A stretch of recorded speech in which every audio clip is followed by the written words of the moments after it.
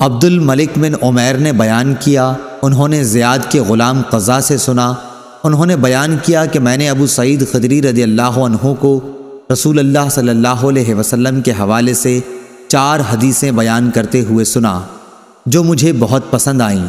آپ صلی اللہ علیہ وسلم نے فرمایا کہ عورت اپنے شوہر یا کسی ذی رحم محرم کے بغیر 2 دن کا سفر نہ کرے، اور دوسری یہ کہ عید الفطر اور عید الاضحیٰ دونوں دن روزے نہ رکھے جائیں۔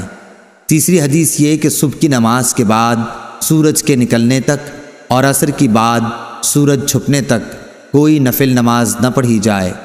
چوتھی یہ کہ 3 مسجدوں کے سوا کسی کے لیے کجاوے نہ باندھے جائیں، مسجد حرام، مسجد اقصیٰ اور میری مسجد یعنی مسجد نبوی۔ صحیح بخاری حدیث نمبر 1197۔